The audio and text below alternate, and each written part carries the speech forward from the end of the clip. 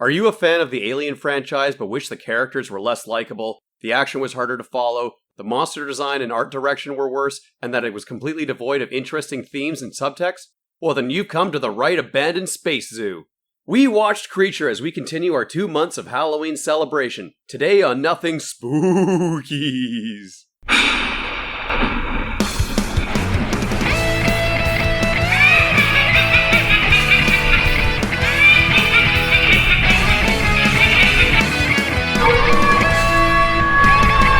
Hello, however you wish to self-identify, and welcome back to Nothing Spookies, where we ask the question, hey, you know what's better than 1 month of Halloween? 2 months of Halloween. How about 2 months of Halloween? That do anything for you? How about that? It's our yearly tradition where we are contributing to the war on Christmas.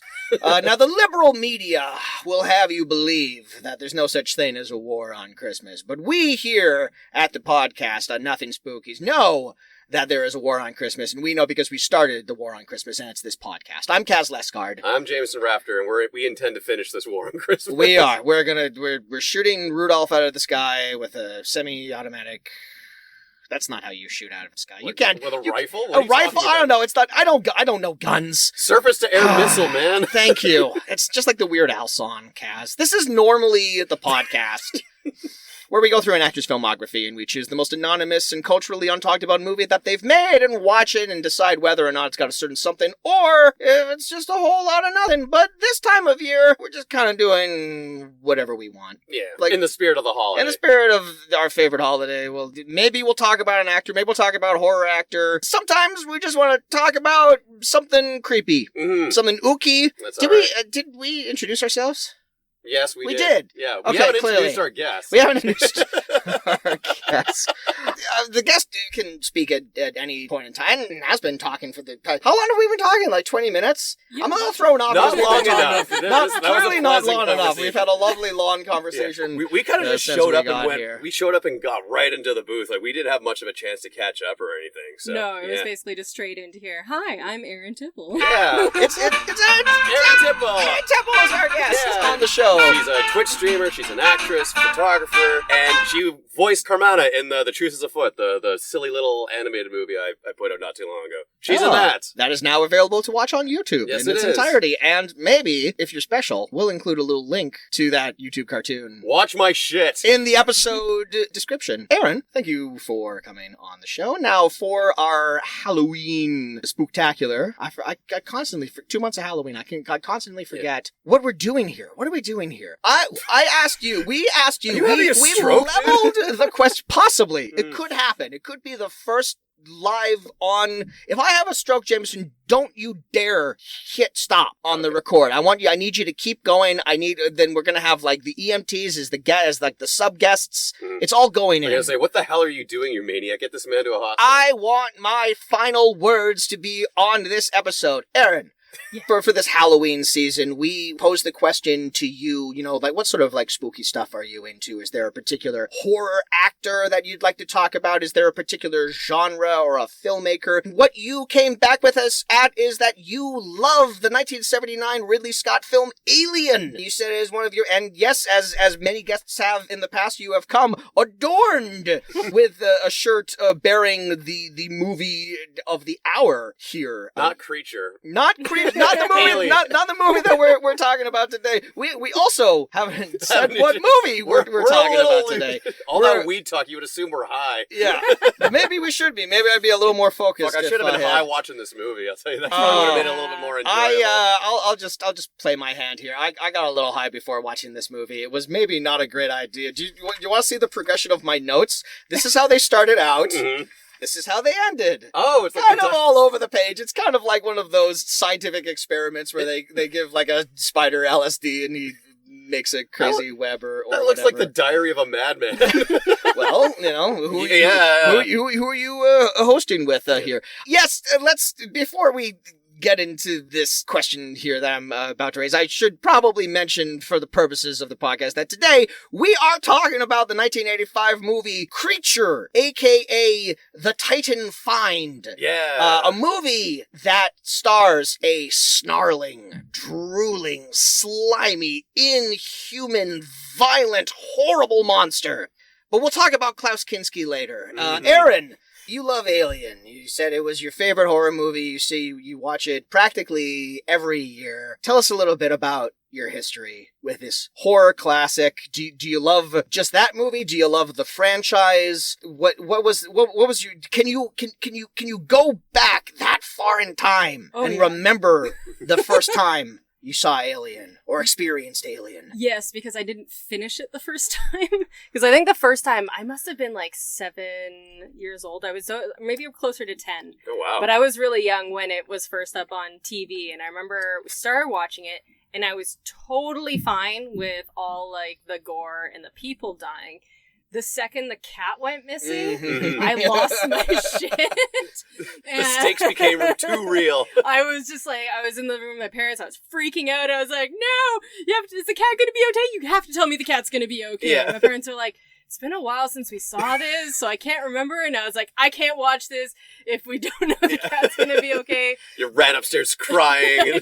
You're a lot like my mom in that way. Well, see, now I know there's a website now that you can go to called www.doesthedogdie.com. And so if you ever start watching a horror movie that has an animal, as soon as I see an animal introduced, I go to the website. And it doesn't necessarily give everything away always, because sometimes it'll just tell you, it'll confirm or deny whether like the animal dies or if that's all I need. Yeah. I just need a yes or a no. Yeah, or if it like, they just disappear or there is death but it's off screen, you don't see it, then it's not too bad. And then there's like the odd one that I go to that's just like, if you want to skip it, you skip from this time to this time, and I'm like, done. Oh, what a great service. It's like Mr. Skin, but making sure that the animals are okay. Yeah, so that's really helped me in the long run, but I can't remember exactly when I went back to the movie after that, but I know after I did go back and watch the full thing, it was just, it's so well done. And this whole franchise and I have an up and down relationship.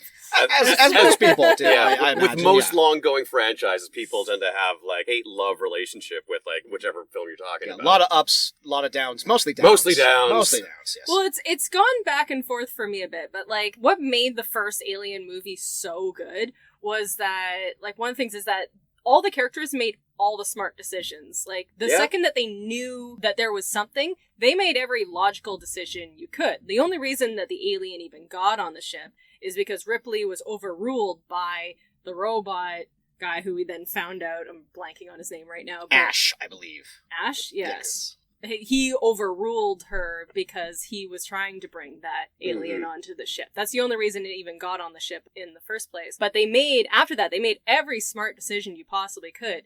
But the alien was just that good of a predator that they still died. And that followed into the sequel, and the second Alien I found just as good in that, like, there were some egos involved that got things a little out of hand in some places, but for the most part, every character made every smart decision, and they still mostly died. And then, to be fair, they were dealing with a lot more aliens in that one. Yes, there was a lot more. A planet Game full over, of man. them. Game over. But the third one then got really weird.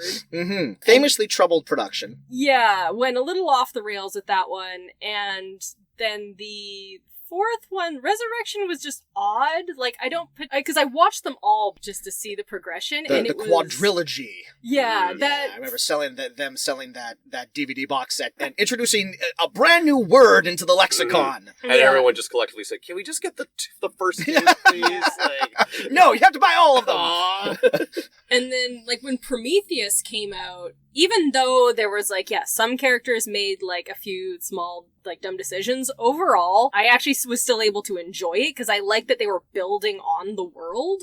That I was like, okay, we're getting some backstory as to why the alien is the way it is. And I could just kind of like that they were adding to it, because like the creature for me was like one of the most fascinating parts. And then they went to Covenant and obviously had given up on everything before that movie even came out. Prometheus was dealing with some grand sort of ideas about our place in the universe and what it means to live in an existence, and what it means to have a soul, and how are we created, and what is our perception of God. And then Alien Covenant is just all like, what if we just make like a horror movie? And it was kind of fine, you know, like I'd say like Covenant. I always get Covenant confused with the Alien video game that came out at the same time. Isolation. Yeah. Isolation. And it's not that good. Yeah, it's not that bad of a game. No, that's like really the good Alien game. And Yeah. much like the films, there are the Alien video games differ wildly in quality. The newest one, I think, is just like a multiplayer FPS, the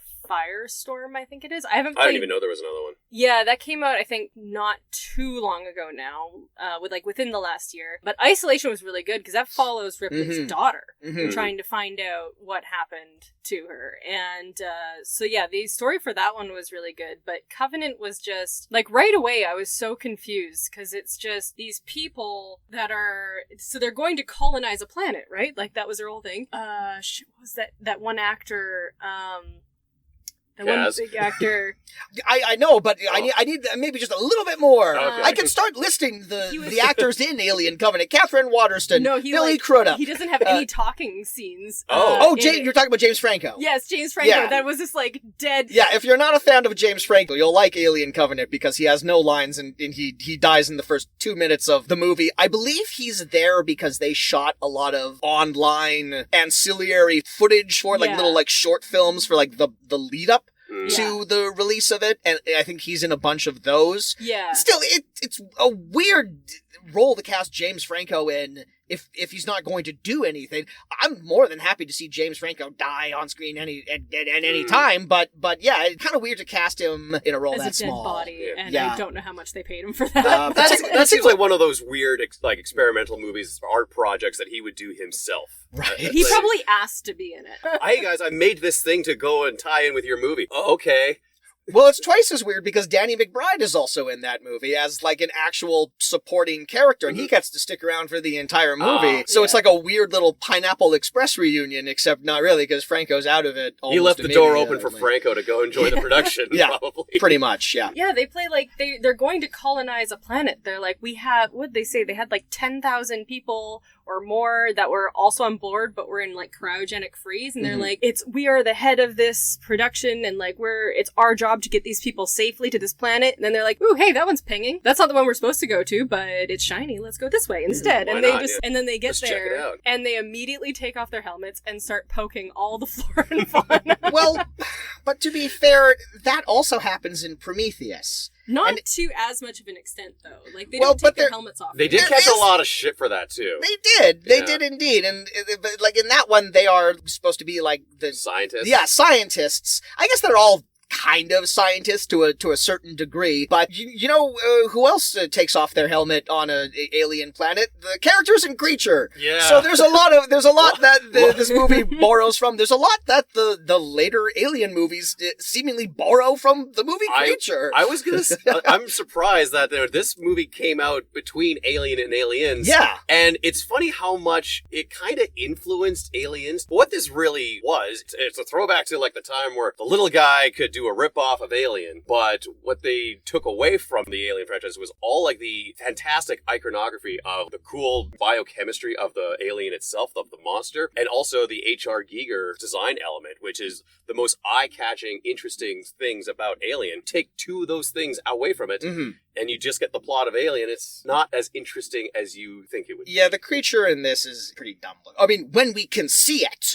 I mean, we'll get to that eventually. This is a very dark movie, and I don't mean it's grim and portentous. It's nearly impossible to see certain things, but when you do see the alien, yeah, he's got a big, goofy, long neck, and he looks like a giraffe monkey or something like that. He's in like a rubber Barney suit or something. It's really not great. But you watch Alien, and I had mentioned earlier that I hadn't seen it in a while, but like just the beginning, just the opening credits, just the slow progression of the title reveal lets you know that you're watching something a little classy. You know, it's not like this this this throwaway monster mash gore fest or anything like that. This is like an actual like piece of cinema that's been well thought out and as you say, designed. You know, like Creature doesn't really have any of that. But, you know, I will give Creature one tip of the hat in that it's not totally a ripoff of Alien. It's also a ripoff of The Thing, but, you know. So credit where credit is due.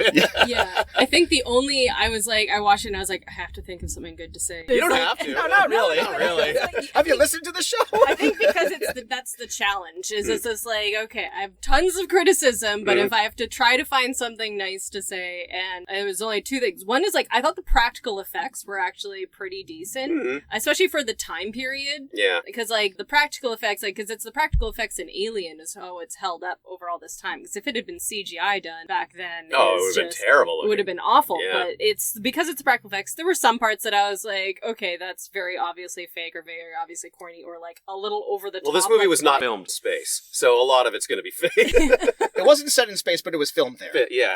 Yeah, but it was just the practical effects I thought were pretty good, and I actually liked how dark they always did it with the creature, because that's the thing, is the second they do reveal the creature in full later on, like you still never get it in full lighting, but yeah, the second you start to see more of it, that's something that a lot of films tend to not. Generally with creature features, you don't always want to show the creature. In this sense, literally, a creature feature. Yes. Yeah. It's the Jaws effect, as you say. You know, they build the shark and they're saying, this looks pretty goofy. And so they have to make the decision. It's all like, okay, we barely show it. Yeah. And that's what's scary about it. We're banking on tension at this point. Right. Yeah. This movie could have banked on tension a little bit more, perhaps, but we're kind of talking about the movie now. I mean, like, we kind of like do like a little bit of build up, talking about other things. I mean, if there's anything else you want to say about the Alien franchise, now's the time. I was just going to say that movie, maybe they were banking on tension, but maybe a little more sexual tension in the creature. A bit. There's one sex scene early in the movie, and then a relationship that I thought was very platonic turns out to be somewhat romantic. No, I was just, every single one, I was like, the fact that there were, half the cast were women, and none of them ever talked to each other. So it still doesn't pass the Bechdel test, but so it was literally like there was one of them paired up for each of the men. There was. I mean, in a sense that here's yet another thing the Alien franchise is stealing from this movie, because that's kind of the plot of Alien Covenant. I've already forgotten the name of that damn movie. It's Covenant, right? Because that was all about, they were all partners. They were all like romantic pairings on that ship. That was like the hook of that one. I watched it once, so I don't even remember that. I just remember it's the only movie I've ever seen where I sighed out loud. That's a great sign. It was the second, like, later on in the film, after everything was going down, and that one guy just stuck his face right in an alien egg, and I was just like... At the influence of a sinister robot, who's literally saying, "Go ahead, stick your head in there; it'll be fine. It'll totally be fine." I'm no scientist, but that seems like a really bad move to do. Neither was he. Yeah, there was like 4 people in the theater. I went and saw it in VIP with my friend who also loves Alien, and I was just sighed so loud that everyone could hear it, and they all just like started laughing. Why? I've lost track of how much time we've done this opening, because for the first 20 minutes we were just talking about smoking weed and going to Japan. I mean, I could go off about the Alien franchise. Going back to Alien 3, one of my favorite little bits of trivia, because that movie went through such development hell, and they've been trying to figure out how to do that movie. It went through several directors before it went to David Fincher, who at the time had never directed a movie. That was his first movie. He was just known for like 9 Inch Nails music videos. It's a movie that he refuses to talk about, but that movie was wacky originally. It took place on an entirely wooden planet that was shepherded by a group of monks. So Ripley crash landed on a wooden planet that they were like non-violence and whatever, and that was sort of like the overall theme of that particular movie.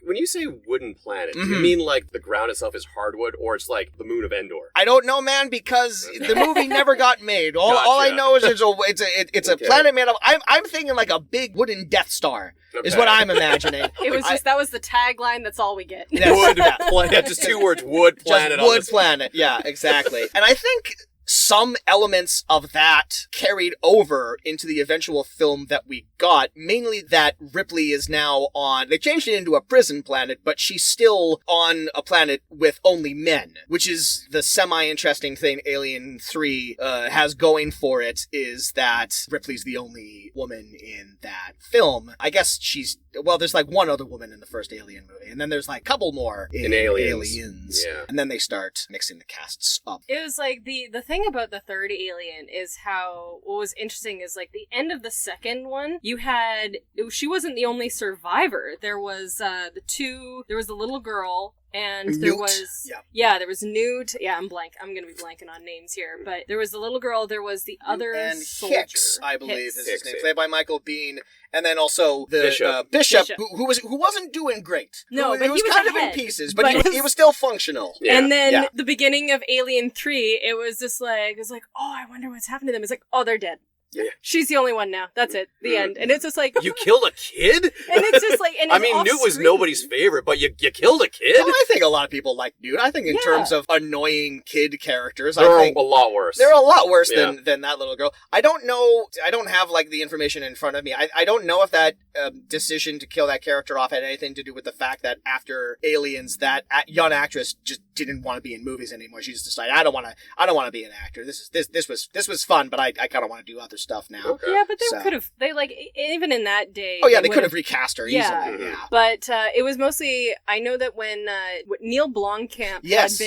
had been pitching for a new movie that was going to completely ignore Alien 3 and Resurrection and pretend like they never existed. Which is our new way of doing horror movie sequels now. So like, do you remember this movie? Okay, 3 through 6 don't exist, but 7 does. 7 is important.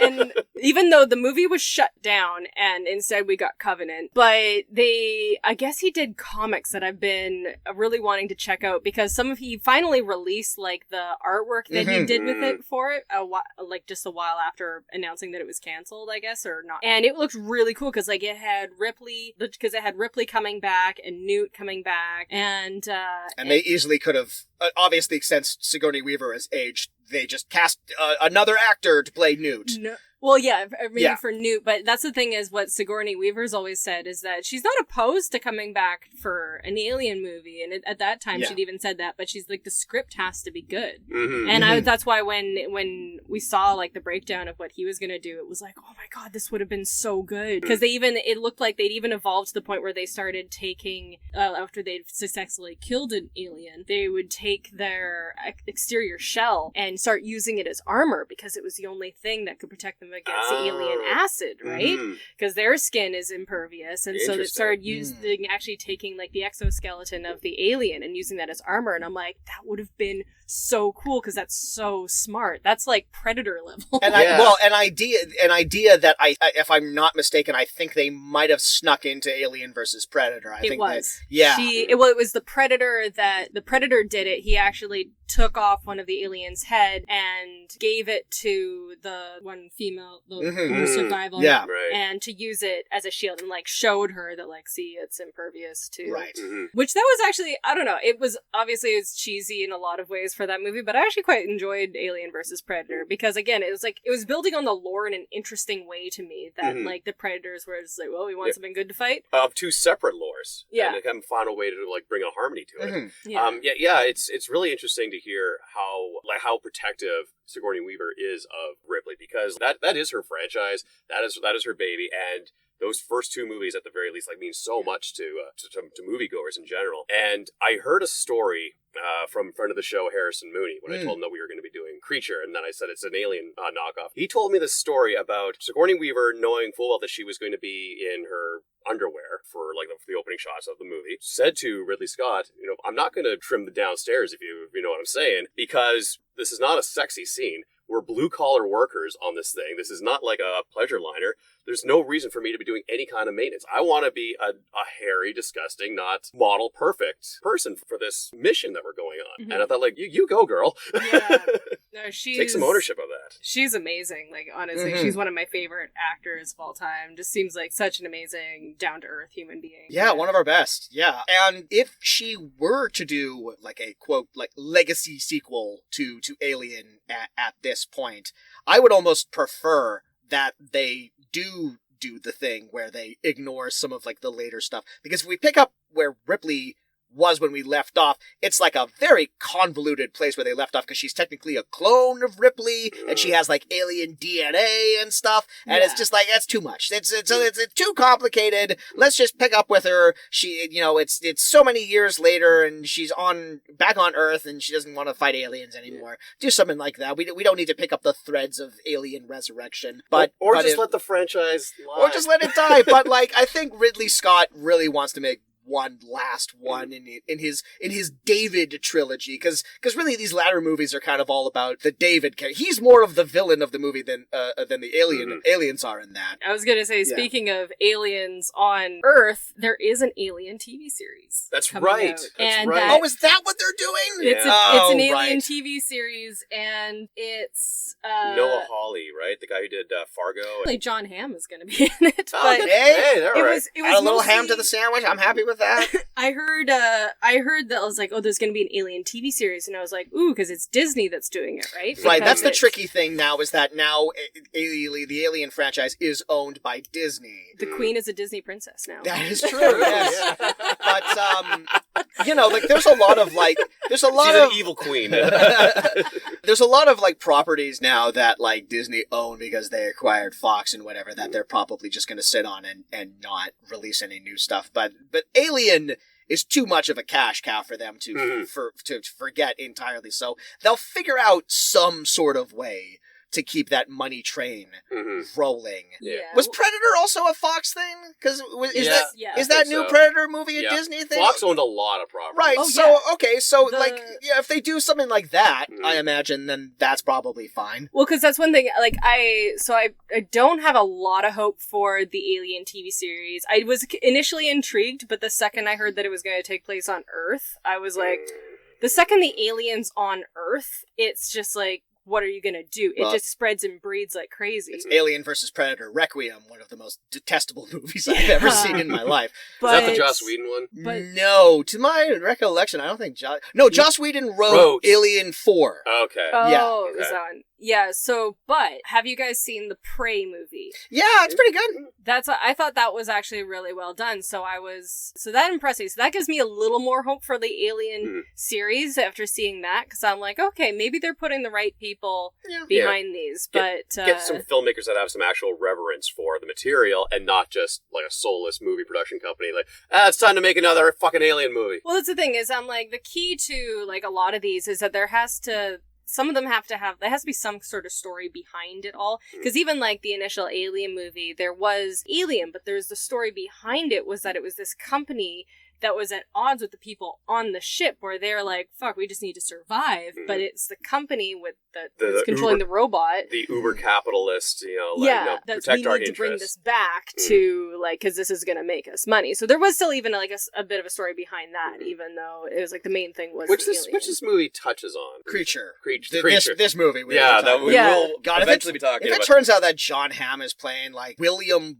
Wayland, or like the person who like founded like the company, and it's like a prequel to like all the other stuff, and it's gone like, that's thank you for doing like the least interesting idea that you possibly could have done here. I don't think there is an interesting alien story on Earth, which is why I was extra disappointed. Maybe it's going to be a fake out where it starts off on Earth or something like that, but I heard it was an alien movie and then Earth, and I was like, it's eventually going to get to Earth, I think. Because the first thing I think of is Requiem. It's just like, that was so bad. Speaking about production troubles with Alien 3, originally that was one of the many story threads that they wanted to do for Alien 3, is they wanted to set it on Earth, and they went so far into it that they actually released a teaser in theaters that it was just like a voice talking about like the things, and they started off saying, in space, no one, in 1979, in space, no one could hear you scream. Now, in 1993, on Earth, everyone will hear you scream. And then, like, the alien comes around, it's all like,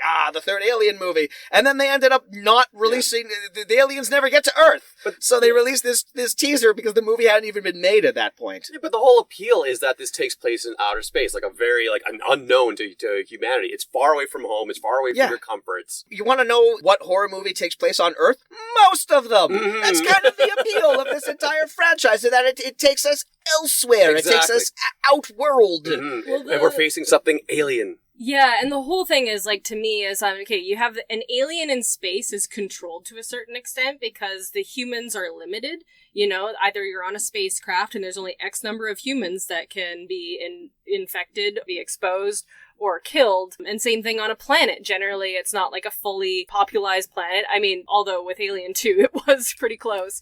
But it's still somewhat finite. But then the second they're on Earth, it's just like, what are you going to do? Mm-hmm. There's so many, like, the alien was not going to, like, stop and hide, because if it starts doing that, that's not the alien anymore, you know? They're just kind of, they're just going to full out murder and try to breed. So I'm imagining it's going to take place in, like, they've finally gotten an alien to Earth, maybe, and they're breeding it, and then maybe there's an outbreak inside. You know, it turns into a Resident Evil kind of situation, and yeah. I'm thinking, like, maybe it takes place on, like, an island resort. You know, it's kind of like, it's surrounded by ocean, so only the people that are on that island are in the immediate danger. But it's just like, if you have to set your horror movie in an isolated location, why bother having it on Earth in the first place? If you have to go through that much mental gymnastics to make Alien on Earth make sense, just don't do it.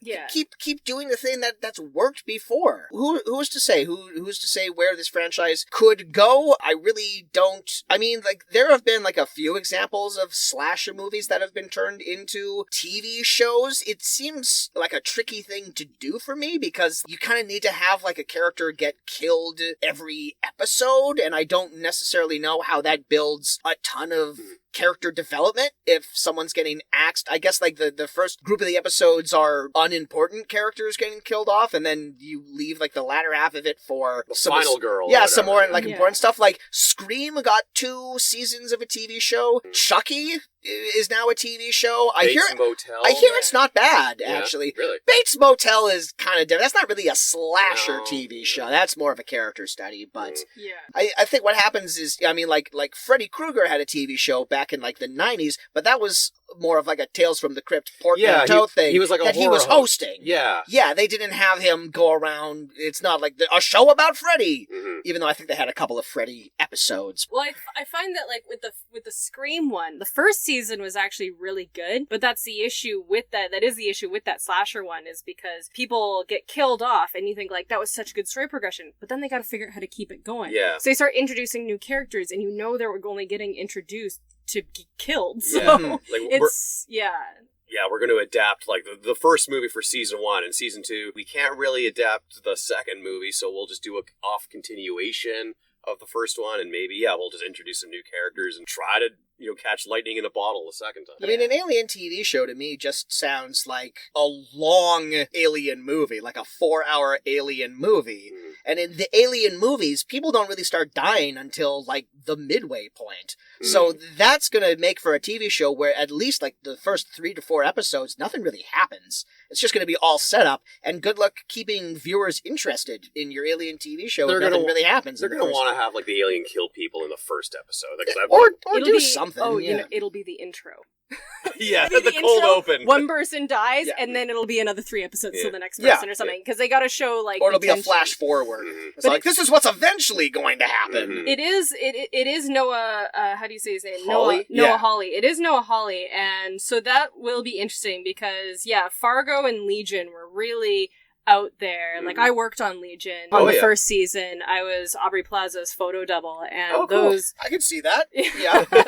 she was great. Honestly, everyone on that set was so cool to work with, and they went so artistic with so much of it. Like, the days were long on those sets, but they went really out there. They really thought through, like, every episodes and the progression, and all these little details. A lot of details that didn't even make it to the final cut for some of them. Because I don't think they ever added... They did actually have Professor X's wheelchair on the set one day. And I don't think that actually made the final cut. But in the first season, they said they got it.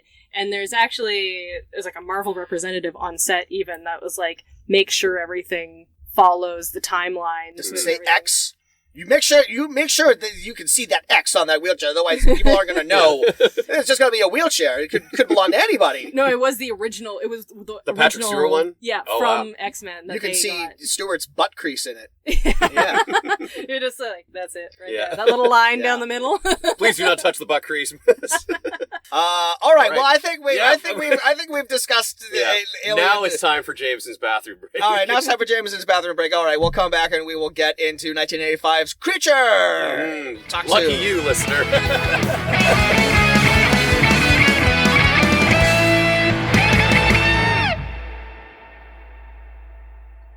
Parkinson's disease is a neurodegenerative disease that mainly affects the motor system. Some of its symptoms include tremors, slowness of movement, difficulty walking, depression, anxiety, and insomnia. The cause of Parkinson's is unknown, and there is no known cure. Treatments exist, but their effectiveness lessens with time. Diet and rehab have proven to help combat certain symptoms, but as of right now, it's an ongoing study into how to best treat PD. Cases differ from person to person. While many people can lead happy, healthy lives while living with Parkinson's, symptoms are stronger in others and can lead to great discomfort and depression. My father was diagnosed with Parkinson's earlier this year, after years of battling with insomnia, and he's somewhat relieved that at the very least he now has a name that he can put to his ailment. But I, of course, am intensely frightened about his health. But at the very least, I'm glad that Parkinson Canada exists as a resource for me and for everyone else who's living with this diagnosis, who's related to someone with this diagnosis, or is worried that they may be diagnosed in the future. They can put you in touch with support groups and webinars to help with important information. There are helplines and podcasts, and a page for volunteers to learn how to get involved. To make a donation to Parkinson Canada, visit the link in our show notes, or visit donate.parkinson.ca.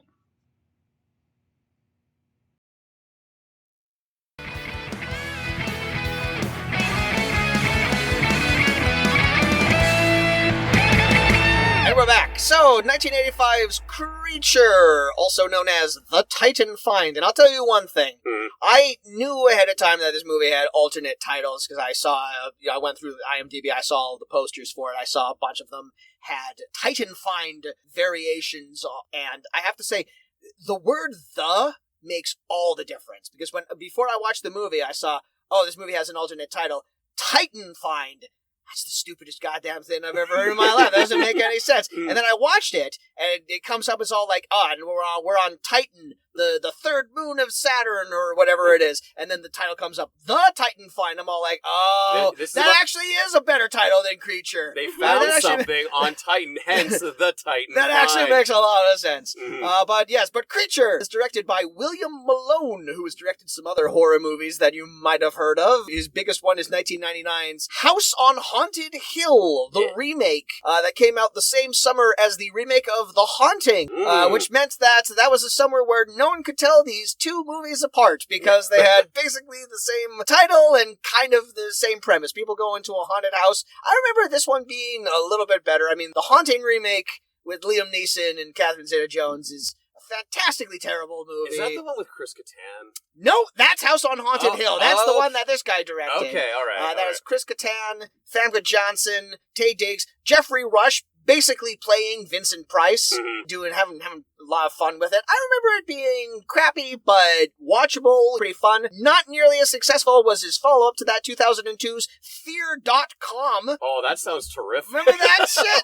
From, the earliest, days of, the early 2000s when, the internet was, a brand new thing. It was all what if the internet was spooky? Yeah, we already got that from the net. Pretty much, yeah. But that's basically, he hasn't really done like a ton. Like, weirdly enough, he ended up getting one of those Masters of Horror episodes. Oh, yeah. That they gave to a lot of like filmmakers in the early 2000s. They gave it to Carpenter and Joe Dante and John Landis and stuff like that. I guess they were really scraping the bottom of the barrel because they gave one to the guy who did House on Haunted Hill and Creature. But yeah, he's been pretty quiet ever since then. Gotcha. But Creature! Yeah. Jameson, what happens in this movie? So we start off this movie with a title card giving us this little backstory that barely factors into the movie. Oh, do you mean in the competition for new materials and advanced manufacturing techniques, two multinational corporations have invested heavily in space? The rival firms of Richter Dynamics and NTI have locked into a fierce race for commercial supremacy? Yeah, that one. Oh, okay, that one. When one's German and one's American. That's right. So you, the audience, know which one to root for. Yeah. I kept expecting a year to pop up because I was so confused on the year, because it was like the future. They got down there and they're like, "Oh my god, this has been here over 200,000 years," and I'm like, what fucking year is this, and how long has this been going on for? Like, this whole takes place in the galaxy far, far away, long time ago. Well, and they say at some point, because they're exploring ruins, and they're like, "Oh, hey, is that a skeleton? Yeah, well, better take a photo of that." And then, later on, they're like, "Oh, I guess you've heard the stories of what happened to the first experiment, or the first settlement, eh?" Mm-hmm. And then they don't explore that at all. Sure No, I hadn't. Oh, no need to go into that. You're still not going to hear it. Yeah. I love how in that opening shot where it's those two astronauts and they find the chamber and they say, "Hey, this thing looks like it's moving, but it might have just been the wind or whatever." And hey, why don't you stand next to this? You want to give shit about the guys in Prometheus for poking their heads in where they shouldn't be. Guy's literally sitting on the on the chamber there for scale for the photograph, even though they have a fucking ruler with them. Come over here for a second. Why? Would you just come over here? Why? Howard, would you come over here? I have to take a picture and I need you for scale. All right. How's this? Oh, no, wait a minute. I can't get you all in. Why don't you sit on it? You sit on it. Howard, this is going to make us famous back home. Now, would you sit down on it? Shit. All right. That's great. How's this? Let me get a ruler. He's literally like, "Oh, you dropped your flashlight," which fell 2 inches. And it's like, "Oh, you cracked it. Now sit on it." I foresee nothing going on with this. Well, but one of them is weirdly self-conscious of what movie that he's in, because before any of this happens, this one astronaut scientist is just all like, "Wait a minute, let's think this through for a minute. There's clearly an alien creature in here. Yeah, and the he other might be a little pissed off if he literally says he might be a little pissed off if we start fucking kicking him around and stuff. And hungry. Yeah. Yeah. Sit on that chamber. Do it. Do it, you pussy. I love how his retort is just like, "You sit on it." Yeah. How about I take the picture and then surprise these two fucking assholes die. I am so confused how he died. We saw some sort of liquid come out of the little crack, and then he exploded. Yes. Inside his spacesuit. And they don't show how that happened, because any of the way it attacks after that, I thought, oh, maybe they're going to explain this later. Maybe it's he oozes something that gets into people. Nope. He could. Yeah, this early in the stage, anything's possible with this alien and its special powers. Please, Jameson. The creature. The creature. We don't want to get sued by Fox, all right? Gotcha. That's exactly what the filmmakers were thinking. It's let's see, alien. Please, yes. Monster? Please refer to the villain of this movie as Creature or Creech. Creech. So somehow that alien. That's a good way of describing this one. Somehow it takes off and it goes and crashes into a space station. And there's hey, you're on a collision course, and then they turn on the monitors, and there's a spooky skeleton behind the wheel. Oh my God. They did kind of explain that later on, because they do show later on that they can get controlled. Yeah, I had forgotten all about that, Jameson. So that's fucking funny. Oh my God, who's driving the spaceship? Oh my God, Skeleton is driving the spaceship. And so the alien had to set that guy up and then just punch in the cord. Oh, this is gonna be hilarious. This is gonna be great. This is really gonna fuck him up. Well, so that shows that alien had a lot of smarts to know apparently where, because then they showed it from the outside to this huge space station. Time of the spaceship. Yeah. Boom! Yeah. It blows up. I'm like, how how did it know where to drive?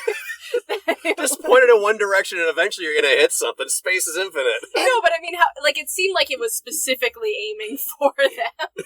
Yeah, and then after the spaceship crashes into the larger space miniature in space, after it crashes into like the larger space station, we cut immediately to our protagonists on their spaceship, and the explosion at the space station is kind of never referenced again. No, it was like what was the purpose of that? Like, because I thought when it initially happened, I was just like, oh, that's like, this is what's going to kick off the investigation. Or the movie's going to take place on this space station. Yeah. The alien's going to run amok in a space station, because we haven't seen that before. and then just, no, that alien just wanted to cause shit. Yeah. He just went out and was like, there's one.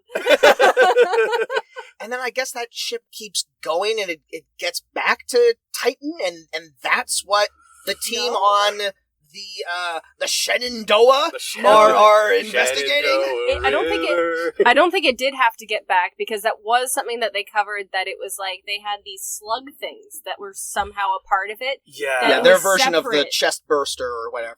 Instead of, it's like, our movie's different. Like the little creature goes on the front of their face in Alien. Ours go on the back of the head. Well, that's a different movie. It wasn't creating more of them. It was like a separate entity to itself that it used to control. Like Starro, the Conqueror. Yeah. So its end game is a little questionable. Like, other than just fuck these people. Yeah. and the facehugger things, those are like an organic part of the alien, the xenomorph's biology somehow, right? It's stage one. Exactly. Yeah. And that's one of the things that makes it so foreign and creepy to humanity, because it's just so different. Those little brain slug things that the creature had just seemed like a tool that he had just lying around. He would just like pop them out of his utility belt and plunk it on people's heads. He did get a fanny pack at the end of the movie. He brought the bomb back in like a self-made net fanny pack. It's a very smart creature. Yeah, it is. I mean, that is another big difference between Alien and Creature, is that Creech, to his friends, does have a lot of intelligence. It can plan, it can like scheme, it can use like subterfuge and lure people. It can lure people in, because it controls other people's bodies. Again, much like The Thing, a movie that this movie openly references that it's stealing from wholesale. But okay, so here's a question. Here's a creature quandary. So it's inside its little bio containment unit, and like when they find the scientists poke around and it escapes because there's like a crack in it or whatnot. But they mention that it's all like, all these ruins have been here for like centuries, like 2,000 centuries or whatever. They poke the thing and it starts moving immediately. It's like, oh, there's something alive in there. How it alive? How it alive? What does it feed on? Because we see it eat people, so it does eat. None of that was really explained, because for one thing, they said it was ruins, but it was like an expedition ruins. And so and when they were taking the container, they seemed to know a living thing was in it. My first thought when they were going for the container was like, oh, it must be full of like gas or something like that. They're like, no, something's in it that's going to be hungry. I'm like, so what was this? What was this place? Did they make this thing? Yeah. Did they find it? And none of that really gets covered. It looks like a laboratory, but I think someone makes a point that like, oh, it's like a zoo. Like, this is like a collector's collection of strange alien creatures that he's been trapping all. Well, a character does mention that, or like later on, it's something like a child's butterfly collection or something. But like then they got these ones and they couldn't control these ones, and then they went on lots of questions about how this creature works, how this world works, where we are, when we are. Well, we know where we are. We're in Titan. But when? But when is the question? The future. Yeah, let's introduce our cast of characters. Yeah, so such as they are. Gosh, they're all so memorable. God, My favorite was Gothic Ripley. Oh, Bryce. I have so many things to say about Bryce, but like that. All right, so we our motley crew here is Davidson, who is the captain of this search or this salvage operation. We're going to investigate Titan. Perkins, who's sort of like the big corporate liaison, who's like the guy who's really in charge of the mission. Yeah, and I got some thoughts on him. Weirdly, kind of taking the Paul Reiser role from the movie that wouldn't come out until the next year. So again, like another. I'm not saying that James Cameron got a peek at the script for Creature is all like, that's good. I'm going to put that in my movie, but it is. But make it better. It is weird that character is kind of there. That character, played by Ferris Bueller's dad. Was that who that was? Yeah. Oh, okay. Yeah. Oh, interesting. Her name's Sladen, who I believe is just like a science officer. Who I looked this up.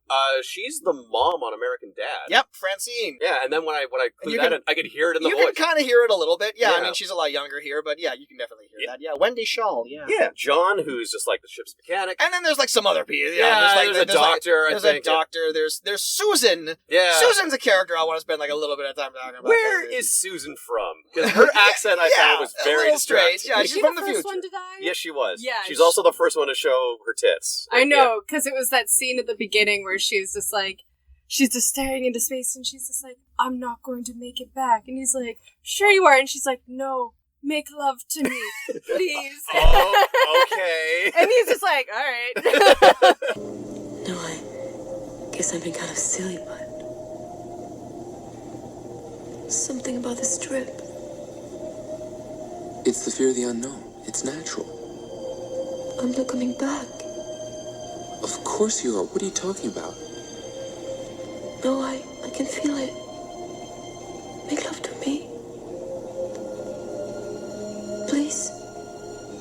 And then just like long gratuitous sex scene at the very beginning of the movie. And I mean, she was right. 'Cause Yeah. She was the first to die. Yeah, but it's so weird how it's set up because, yeah, she has like that weird, like, I guess, like, vision or portent of doom, like she foresaw her own. She's got a bad feeling about So this. I thought she'd be like maybe the last to die, or maybe she'd survive because she said that. And Yeah. then she just died in the weirdest way possible, where it looked like Yeah. they were just like, close the doors, and they closed it right before they got there, but also kind of looked like they were holding the door shut. Right, yeah. Oh. And then, but like, it was apparently, it looked like they tried to make it because, oh, her helmet got stuck. And I'm like, that makes zero Yeah. sense. And also then she dropped it, and they were like, we can't get the doors open. I'm like, I bet you can. I bet Yeah. you could just hold it shut. But then there's like two weird fake outs before even that happens, because they crash land into the planet, or they land on the planet, and then the ground gives way. Yeah, and they land on a fall sinkhole due, or something. And they go out of their way to include a shot of Susan bleeding from the head and just like lying there. And I'm like, as soon as I saw that, I'm all like, oh, I guess that character was right. I guess she was going to die on the ship. She doesn't even make it to Creature. But then, without any explanation, we just see her suited up and on the mission. Is all like, oh, I guess she survived that. Kind of weird that they included that one shot of her bleeding from the head, but I guess she's okay now. Yeah. And then they're investigating, and she's the first one to see the creature, and she runs away, and she gets stuck behind a door before she gets stuck behind a door. And then eventually she gets eaten by the creature, or like taken over by the creature, or whatever. But it's all like, why were there so many fake outs if this is going to be the first character that you're going to knock off here? Just get to it. Yeah. Just get to it already. And I feel like they really had to shoehorn her to be the first victim, because they get to the base, the scene they're going to be investigating, and, you know, like, okay, we're going to break off into pairs. You three, like, stay outside. Us three are going to go inside. John says, like, okay, bye, Susan. Wait here. I'll try to be careful. Good luck. I'm coming with you. Yeah. Yeah. And then they kind of break off into their own separate pairs, and she goes into the laboratory, and she looks around at, like, the busted fucking canister, and the place has been torn to shreds, and there's blood everywhere. You know, everyone's asking, like, what happened? I don't know. Take a wild guess what happened. There's this blood. Also, that's the thing, is I thought it was so funny how it was literally like each of the women were like paired off with like one guy through the whole thing. Because when they first showed all the cast together, I was like, oh damn, like 50% like female cast. Mm-hmm. There's and like 4 women and 3 guys in this initial expedition crew. Yeah. And then there's the 4th guy. Yeah, that shows survivor up. guy. But I was like, oh, okay, for this time period, that's good. That's pretty interesting. And then it still somehow doesn't pass the Bechdel test, which, in case anyone doesn't know what the Bechdel test is, it's kind of like a sexist test for films where there has to be at least 2 women who at some point talk to each other not about a man, and none of them talk to each other once. No, well, because of the 3 women in the thing, none of them really have like a conversation on the. There's one scene that starts with two women in a room, but they've already had a conversation. The conversation is over by the time the scene starts, and then a man walks into the room, and then the scene begins, and it's all like, all right. Is that the scene where Bryce is like getting all these drugs from the doctor? Yeah. They specifically make a point that, you know, here's a scene where two women are in the room together, and they mention that Bryce hasn't said a fucking word in the 3 months that they were. We gotta talk about Bryce. Okay. Yeah. We gotta talk about Bryce. Bryce, AKA the biggest red herring character I've seen in a movie in a really long time. Now, I don't know if... She's like the security officer who's partnered up with Perkins, right? Yeah, exactly, yeah. But yeah, she's like the tough, no-nonsense, badass chick. Action hero. And like, I don't know if either of you were feeling this, but I think because I've seen so many of these alien movies, I'm somewhat conditioned to be on the lookout for surprise robots. Yeah. And the second I saw Bryce, I'm all like, oh, okay, this is what we're doing here. Yeah. And to their credit, they don't do... If they had done that, that would have just been a direct ripoff of Alien, of having like the one character secretly be a robot the entire time. So to their credit, they don't do it. But they don't do anything with this character. They don't even explain the drugs. But they build her up. Oh my god, you're right. They build her up to be so mysterious. So, like, in this introduction, it's like, okay, we're going to find out something about Bryce. And then she actually disappears for a good chunk of the movie, to the point where, like, I think 20 minutes left in the movie, I wrote down, did Bryce die? I did And too. I just didn't see that happen. What happened to this seemingly important character? They keep building her up as like, oh, she's going to take care of any kind of physical threats we come up with because she's such a badass. Or action she's going to hero. portray them. Those are our two options with this lady. And she pretty much loses every fight that she gets in. Right. It's just, they start her off and they're like, because that's the thing, is she had a few moments where she could have talked to a woman because they were talking to her. And she just looks at them and doesn't say anything. Well, this is one of the first things we learn about Bryce. We find out that Bryce hasn't said a word to anyone for the 3 weeks that they've been on this mission. And that was the piece of information that made me go, okay, so she's like a cyborg or an artificial lifer or something like that, and she's been programmed by Perkins or whatever. And then after Susan dies, she's just all like, come on, we gotta get out of here. It's all like, oh, okay, she's just a lady. All right. Yeah, she's just a little weird. Yeah, because she goes in there and just like the woman playing the doctor is just like, what do you need all these drugs for? And just like looks at her, just takes all these drugs, and you're like, what does she need these drugs for? We never find out. And then like she spends a lot of time alone on that planet, so who knows? Even the scene when she's in her room by herself and she starts taking off her clothes, I'm like, oh, this is where we're gonna find out that there's something. She's got like cogs or whatever on her something's going on. And instead, this guy just shows up and just starts groping her from behind out of nowhere, and we never get. And then she beats him up, but then that's it. And then they leave together, and she disappears until the end of the movie, where she saves the day. And they're like, where were you? She's like, and like she does like a dramatic pause, then goes like, I got lost, and then gives the woman her book. Yeah. Did you go for the book? And I'm just waiting for there to be like the reveal that, oh, she's got a brain slug on her or something. They don't do any fucking... There's nothing. The movie just ends. Jesus Christ. No, this is... Or like she was smuggling stuff. Yeah. Like, well, this was the character development from earlier, because, there's the scene where Francine Smith. Sladen is reading her book, and she says to somebody, all like, I've read this book like 8 times. It's my favorite book. And of course, that book naturally is a novelization of the director's first movie. Oh, fuck off. Really? Oh, man. This is brilliant. Like, it's a brilliant book, but that's the most character development Bryce gets, is that at the end of it, she's learned to not be such an icy person. She's all like, hey, you know what? Is that book that you like? You've read countless times. I've grown as a character. There you go. Yeah. Well, and there's even the weird line when she's reading the book at the beginning where the captain comes in. He's just like, that stuff will rot your brain. And I was like, what?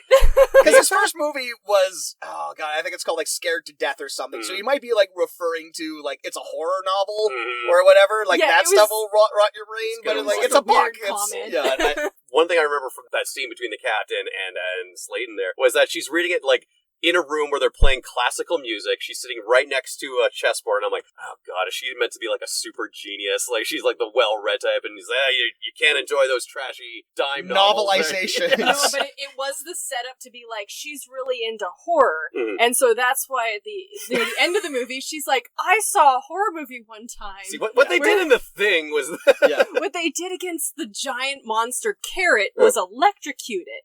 So if it worked in that, then it should work. Not only do they rip off the central premise of the black and white movie, The Thing from Another World, but they straight up steal the ending from that movie. Spoiler alert, it doesn't work. So there's a German guy who's been stranded on the planet. I've been putting it off for a while. Yeah. Let's talk about Klaus Kinski. Do either of you know anything about this guy? No, should we? All right, so Klaus Kinski was a famed German actor, primarily known for his collaborations with Werner Herzog. He was the star of 5 of his movies. He was generally known and revered as one of the finest actors of the cinematic medium, and he also was, and I cannot stress this last part enough, the biggest piece of shit. Okay. He was just like an absolute monster. Some really not fun things that have to do with familial assault, which we won't get into here because it's not really that kind of podcast. But there is a famous story from the set of the first movie that he made with Werner Herzog, Gire, The Wrath of God, where they're shooting in the jungle, because Herzog loves to shoot in the middle of a jungle. Kinski famously hated directors. He would just get into screaming matches. He would get up in people's faces. He would sometimes he would straight up hit people. He was just like the most difficult person to work with. And there's a famous story where one day on the set of this movie, a group of Peruvian Indians that were working as extras on the film just kind of casually came up to Herzog and just said, "Hey, you want us to kill him? Because we got like a guy, like we can get that done, like straight up." And Herzog, to his credit, said he considered it, but later decided not to. But later on that same shoot, they got into another argument, and Kinski threatened to walk off the set in the middle of filming. Herzog pulled out a gun. Don't know why he had a gun, but he pulled out a gun, threatened to shoot Kinski in the head, and then kill himself if he didn't get back to work, which is the sort of insane threat that I guess worked for Klaus Kinski, because he went back and they finished the movie. And then they made 4 more movies together. So he was literally a maniac. But when you watch the movies that he's in, including this movie, when you capture madness on screen, it kind of comes off as electric and very watchable. But I don't want... He's the perfect example of someone where you have to, separate the art from the artist.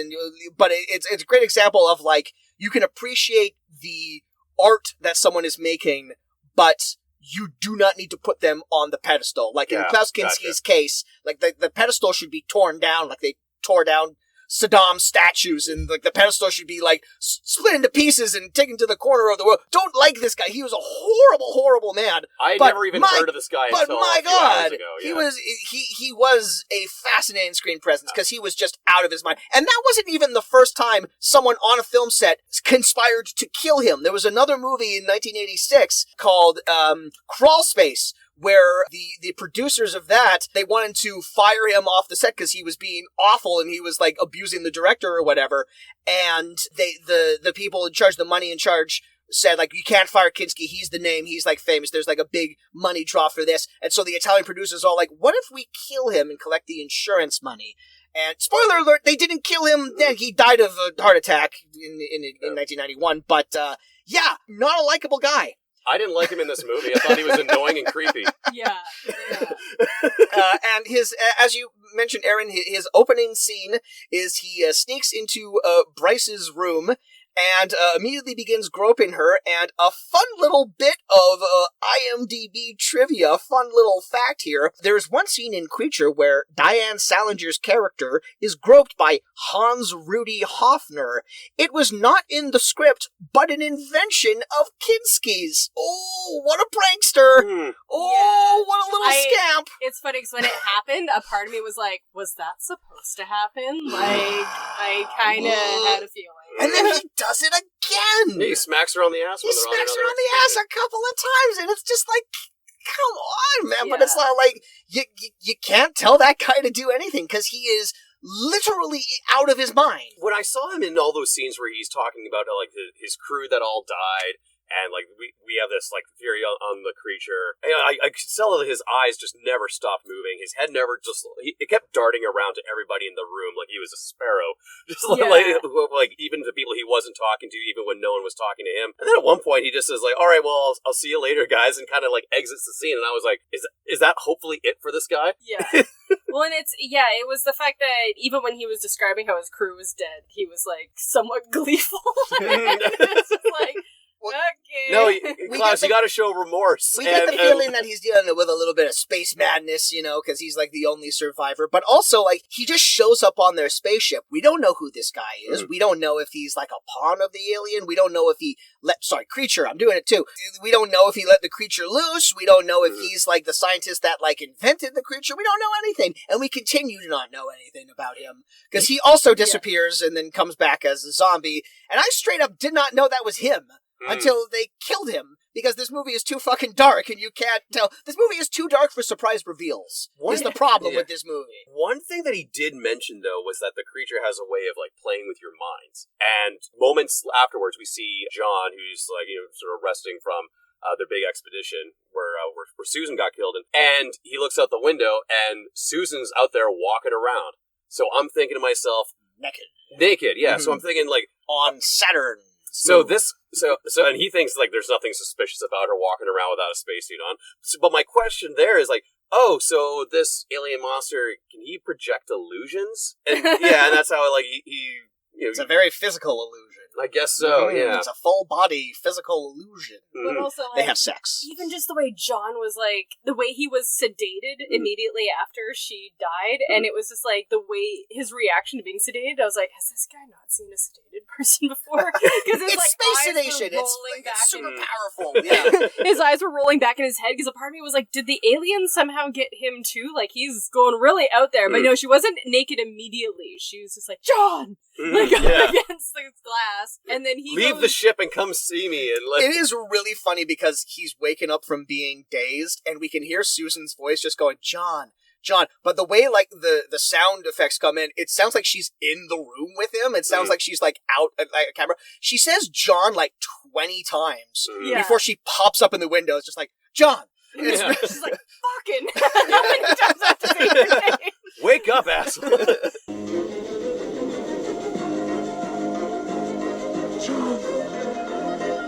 John.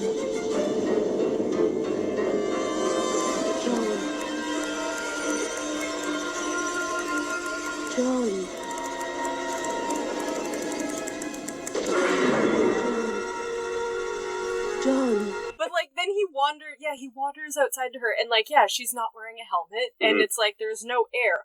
Also, it is, what did they say it was? It's negative. It's 77 below zero. Yeah. Also outside. Space is fucking cold. Well, they said it was like even colder higher up, but they said down below, like because it was right at the beginning. I went back and wrote it down because they said where they were, it was actually a bit warmer, but a bit warmer is still 77 below zero. So even if the creature can take over dead bodies and puppet them to do things for its own means or whatever, the dead flesh of like the human bodies still affects to like the natural atmosphere of space. So like it's puppeteering Susan without any clothes on. Like I get that. She'd be an icicle though. She'd be like her arm would break off before the creature got him to do anything. Yeah, like her lungs would collapse, her eyes would pop. Like she would not be... John would not be in any hurry to go sleep with her. Right. And also, when she takes his helmet off, his head would also explode. Yeah. Not necessarily, because that's like the vacuum of space. There is still gravity on the planet. It's just cold and no oxygen. But it would turn into an icicle. Yes, they would freeze. They would have all the things with freezing. But flash freeze. The head exploding and stuff. That has more to do with like the vacuum of space where there is no gravity. When I was a kid, I saw the episode of Magic School Bus where they go and visit all the planets. Yeah. And at the end of that, Arnold takes his space helmet off because his cousin wouldn't leave the planets without taking a bunch of souvenirs. And he's all like, "This is what happens if you don't leave any of this space junk behind." And he takes the fucking helmet off, and his head like freezes to a block of of ice. And that was the last episode of the Magic School Bus. It was insane. It was a very dark ending to that. And because of that, to this day, I think that's what will happen. You take your helmet off in space and you become an ice person. No, because that's the thing is they actually do, because they always do the follow-up phone calls afterwards. So because I remember that episode really well, because he does that, and it's like later on he just has a cold, you know, and then they're like, and then they have like, after those episodes, they always have like the guy that answered the phone calls with Lizzie, and they would be like, is that really what would happen if you took your helmet off in space? He's like, no, you would die. Yeah. He's like, no, I don't even think, because I don't think they can say that because it's a kid's show. Yeah. They're like, it would be a lot worse, I think is what they say. Take our word for it. It was a magic school bus, all right? But yeah, she took his helmet off. I was actually looking up, like, how quickly would things freeze? Because, they took his helmet off, like, how instant would it be? And I think it wouldn't be that instant, but it would be, seconds. Over, like, the dead bodies still, should be, like, pretty frozen. But it's the fact that, like, he died, and then she still kept trying to make out with him. And it just kept going, and I was like, he's dead. Yeah. Move on. Well, but she also turns him into a creature as well at that point, because she puts the thing on it, and this is the first time we see this... The brain slug. The brain slug introduced, but of course it's dark and it's an angle, and I can't... she put something on him! It was like, I think that was when they didn't quite want to reveal it yet, and then they showed it afterwards when they turned the head, but no, it was just like... Yeah, they had her, that was the first reveal kind of the slug of how they were controlling minds, but it's still like he died, and then it was like a minute of like her continuously trying to make it with him. It's definitely not as creepy or cool as the face hugger. And this was absolutely their attempt to, like, okay, well, what did people remember most about Alien? They like the thing with the weird legs and the tail. Well, we'll do something like that. But, like, our thing is that, like, it's actually putting them under the control of the alien thing, which is interesting. I still don't really understand the biology of how that works. It has all of, like, everything you know as a human being... creature also knows. Yes. And it can lie, because when John gets on the communicator, he just, like, gives them, like, the biggest run of, like, space mumbo jumbo. Like, we gotta come down and, like, refuel the cop links or whatever, and so, like, he knows all of the lingo at this point. And he can match the personalities and everything like that. Yeah. So I did like the variation of the creature's acting ability with each person it took over. Because there was it Susan the first one? Yeah. Susan was like, he's like, oh, the creature is very good at being sexy. And then there was John who was just like, yeah, guys, there's a lot of oxygen over here. It's great. Come on down. No need to wear your helmets. Come on. It's great. Tons. Yeah. He's never had to play a man before. I like the detail that the alien slug is on the back of his head, and he can only look at the camera from one angle, and they say, like, are you all right? It's all like, oh yeah, my neck's really stiff. I think I like hit it on the way in, and then the camera reveals there's a big alien thing. But then later on, I guess it goes inside of his head, because he wraps a bandage around his head. And there's no lump. Yeah, and then he's able to just, like, blend in with, like, the rest of the crew or whatever. So I guess it finally, it managed to get all the way in there. Or it's one of those things that just, like, mashes really flat. You never know. It could be like an octopus. Apparently it could turn into dang liquid, so who knows, really? Maybe this is what we do. But yeah, he lures them all over to the other ship, the German ship, is that what he is? And then, so. Or the lab, or the lab or whatever. He lures them over, and then he goes off with the doctor who I forgot was a character, to an isolated area of the ship. And this is, I wrote down, maybe like the one creepy line in the movie that I actually thought was very well delivered. They go off and they have like a little conversation about herself, and the doctor just kind of like volunteers the information. Is all like, I'm not really like a medical doctor. I have like my field in like some other science or whatever, but like I know enough to like practice medicine on people, don't tell anyone. And then John Creature goes, that's all right, I've got a secret too. Here we are. Yeah. It's good. It's all like, all right, that's not too bad. It's kind of building some tension. All right. At the same time, when she said that, because I was like, what was the point of her saying that? The point of her saying that was so he could say his next line.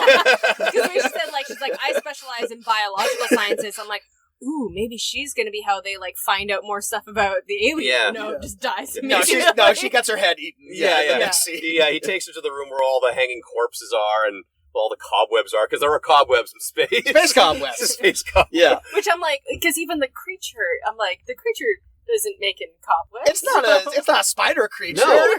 It's hard to tell because we can't see it very well. Maybe there's some spider in there. You do see like the face better in some angles. You Yeah. can see it's got like an eel face, but then the head is kind of like xenomorph shaped to a certain extent. That must have been a heavy fucking costume for the poor guy to wear. Yeah, so she's attacked by the parasite, John. She like starts like ripping at his face, and that's where you get like a really neat, nifty, practical. This is where all the good gore is. Yeah, this scene here. She like rips the bottom half of his face off. But they're doing their damnedest to make like the environments and the situation scary, whereas Alien could just like fall back on the H.R. Giger designs. You know, so that this is like the dumb cobwebs that you see. That's just like. Fuck, how we gotta set dress this old, holdover from the Star Trek show. we'll turn off the lights and we'll hang some... Sort of an interesting thing that they do, because they are kind of... they're on a moon. They're on, like, a moon that's like a gas giant, so there's, like, atmosphere and stuff happening. It's maybe the only horror movie I've seen set in space where a character is sitting next to a window that's like stormy with like lightning outside. It's all like there's a dark and stormy night on the moon of Saturn. It's all like we just need like a theremin in the background. Like it's really weird to see that in a sci-fi movie. Well, because like Titan, I was looking up at it because I wanted to confirm that it was the. I wanted to get the science right. Yeah. I was like, is it? And it's like it is. I think that is like the right climate for Titan, actually. Scientifically accurate. And it's because it is like one of the few places where there are bodies of water. And so that's probably why they chose that one, because it's one of the ones that they've thought about like sending more probes to and stuff to see if they could find anything else there. So so the climate's accurate even for like how cold it is and all that. So that's something we can give them. I'll throw a bone at them. So the other people who are on the Ferris Bueller's dad and the captain, who you've noticed we've barely said anything about. For somebody who makes it to the very end of this movie, this is the least interesting character in this entire movie. The first build guy who plays the captain. Tell me one thing you learn about this character. He's competent, I guess. That's a big I guess. Yeah. And was it the doctor that he liked? A lot of those women looked alike. Yeah, it was... They had the same hair. It was Francine. It was Francine Smith that he liked. Okay. Yeah, who I thought looked a lot like Shelley Long, so I kept getting confused. Yeah, she's got a little Shelley Long to her. I was like, oh shit. Like, but yeah, like they find Parasite or mind-controlled John or whatever, and Perkins shoots him in the head in a really awesome head explosion. I loved that. That's a good egg. I'm always down for a good head explosion. Yeah. I want to talk briefly about the character of Perkins, because as you're saying, this is like the Paul Reiser pastiche character. Corporate stooge guy. The predated Paul Reiser's role in Aliens. You could very easily see a guy like this being the human antagonist who's like, we got to look out for the company's best interest. All you people on this mission, you're expendable. The action hero, badass character answers only to me. You know, you could see this being like a villainous character. And outside of maybe some initial friction that he has with the captain and like who's in charge of this whole operation, when shit hits the fan, he is deferring all to the captain's expertise. He is like looking out for everybody. You got to get off this moon.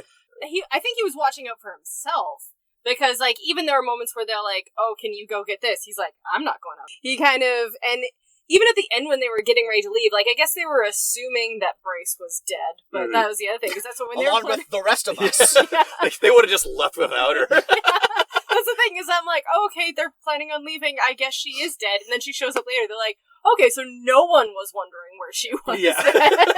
They're just like, yeah, it's fine. Well, they never really made inroads with her because she hasn't spoken a goddamn word in 3 months. Yeah, but that was the thing, like, at the beginning when he said, like, oh, this is what we're gonna do, and the captain was like, no, now you're in an emergency situation, and I have, like, now it's my call, but then he did say, and he was kind of like, fine, but then when he tried to tell Bryce what to do, and he's like, no, Bryce only listens to me. Right. Yeah. So they had a bit more of, I think, a direct connection than anyone else. I guess it's more that, like, you know, in Aliens, Paul Reiser does go out of his way to endanger the other people in the crew, whereas this guy's more of a team player. Yeah. Right, yeah. By the end of the movie, him and the captain are like best friends. Yeah. They're like running around and everything. But, it's yet another character that is set up to, we assume we're ahead of the movie, and we know how a character is going to turn out, and they don't turn out that way, but it's not because the movie's cleverer than that. They just don't do anything with those characters. Exactly. Yeah. He sets the bomb at the end on him when the alien's feeding on him. He makes the sacrifice. Yeah, he makes the sacrifice while he's already dying. But he's like, do it. And so he pulls the lever and they drop down. And I have no idea how the alien made it back. But the fact that he just had like a self-made fanny pack with a bomb back. I don't know how that alien can survive in the vacuum of space without oxygen or anything. Or food. How does it survive for like centuries without eating anything in a little capsule? Well, I think we're assuming it was like a cryogenic freeze. Sure. Something No, like because that. it was moving around. Well, I guess maybe they woke it up. Yeah, Yeah, they that's woke it up. probably it. Yeah. Yeah. I guess maybe I'm conflating a couple of things that happened. Yeah. What's that thing where, like, animals like crocodiles and alligators can potentially live forever if they're, like, uninjured and they get enough food? Oh, cold-blooded? I think it's something particular with, like, the biology of, like, crocodiles where they could potentially, like, be immortal. But I don't know what that is.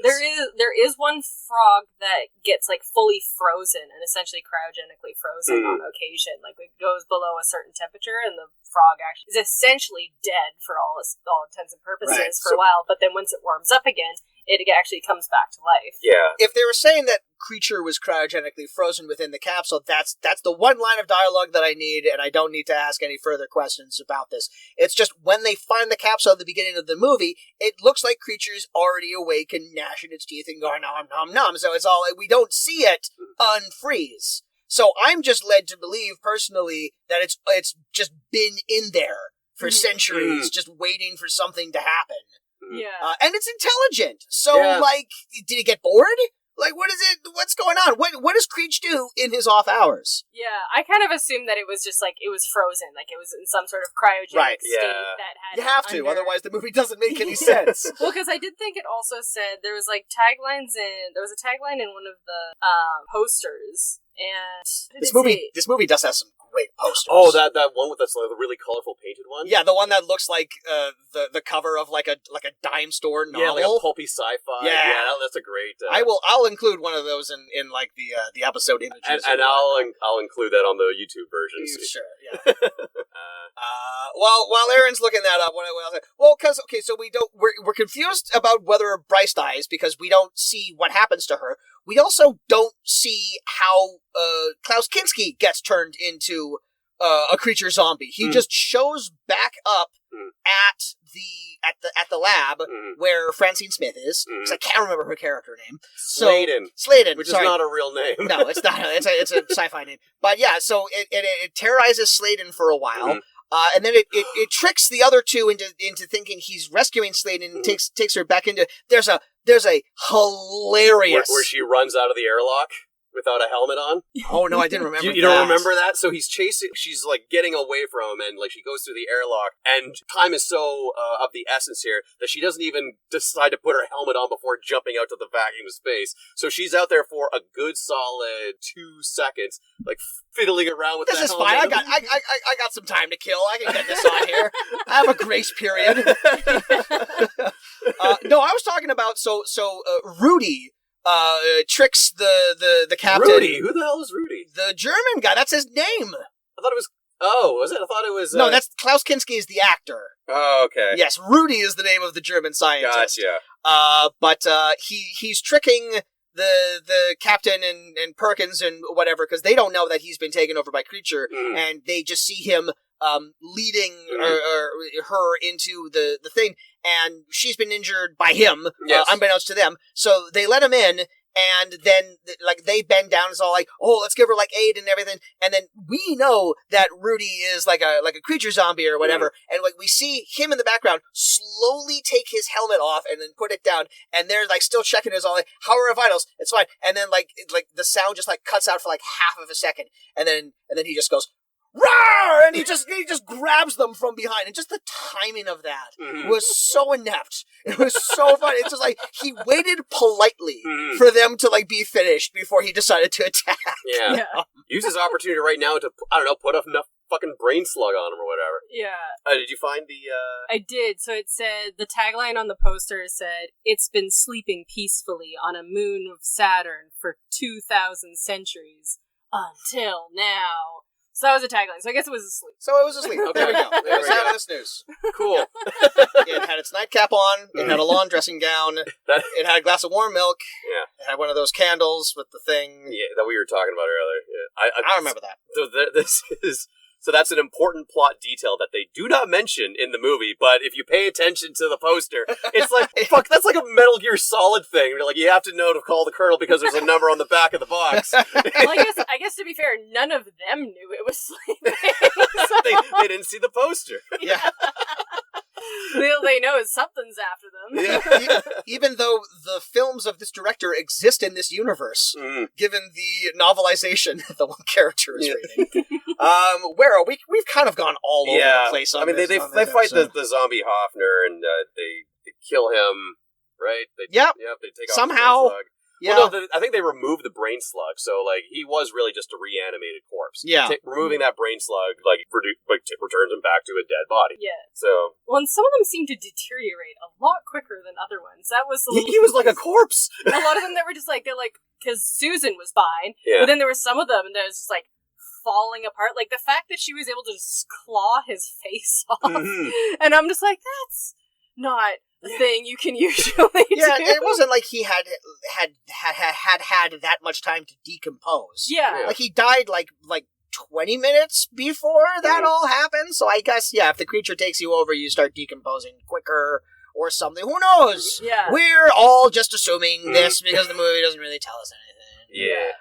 But the creature shows up and it's on the ship and it's following them and they get the bright idea to steal the ending of the thing from another world because they realize, hey, we're basically in that movie anyway. Yeah. So they electrocute the floor and the setup for it, I actually kind of appreciate that Slayton, who he just knows how to do this. I am going to assume she's the science officer.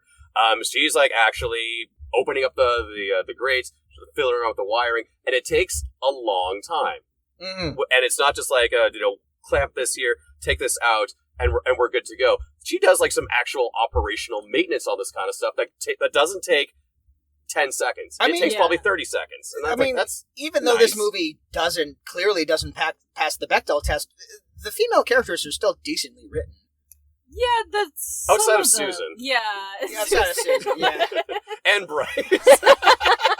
Well, Bryce is badly written, but largely that's because Bryce has maybe 10 lines. She's maybe less. She's the badass action hero. Okay, she doesn't live up to it. All right. But Slayton is a well-written character. Slayton's Sorry. a good character. Yeah. 1 out of 4 ain't bad. Yeah. And I guess the Doctor was okay too, but they didn't have the Bechdel test in 1985. When did the Bechdel test get invented? That's a fairly recent. I think the first time I heard about it was maybe just over 10 years ago. That kind of tracks. Yeah, I think I've heard. I think that must have been like a University of California film student. I thought it was a specific author. Yeah, well, it's named after Bechdel. It's Alison Bechdel. Mm-hmm. Yeah. Bechdel test. I'm just looking up when that came out, when that was first figured out. But yeah, they electrocute the guy. They electrocute creature. There's like a funny thing where the creature is at like one end of the hallway and they're trying to lure it over onto the thing, and Perkins is just all like, anytime now, and hurry, it's almost here. Hurry up! And she's all like, it's not working. I need to connect the things. He's going like, hurry! It's like, actually, you know what? Take your time. It's going very slow. Yeah, it's going very. It's gradually getting closer. He's slowly coming our way. Yeah. Yeah, it looks like 2013 is when it started to get popularized on TV and media. So yeah, about 10 years ago. Yeah, all right. Wow, that recent, huh? Yeah. But it was based on her comics that goes back to 1985. Oh, so it was around the year of Creed. You know what? Maybe she saw Creed. Maybe. Maybe. She was like, this is bullshit.